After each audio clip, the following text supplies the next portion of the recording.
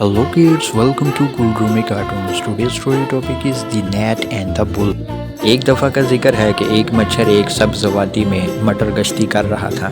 Like share and subscribe to گلڈرومی cartoons. گھومتے پھرتے اور گشت کرتے ہوئے جب مچھر تھک گیا تو وہ ایک جنگلی بھینسے کے سینگ پر بیٹھ گیا. Thumbs up this video and share with your friends and hit the bell icon. کچھ دیر بعد جب مچھر اڑنے کو تیار تھا تو اڑنے سے پہلے اس نے جنگلی بھینسے سے کہا, میں معافی چاہتا ہوں کہ میں نے آپ کے سینگ پر پناہ لی. اب آپ خوشی سے مجھے اجازت دیں کہ میں جا سکوں. Subscribe my channel and hit the bell icon. بھینسے نے مچھر سے کہا, تم اپنے بارے میں کچھ زیادہ ہی سوچتے ہو.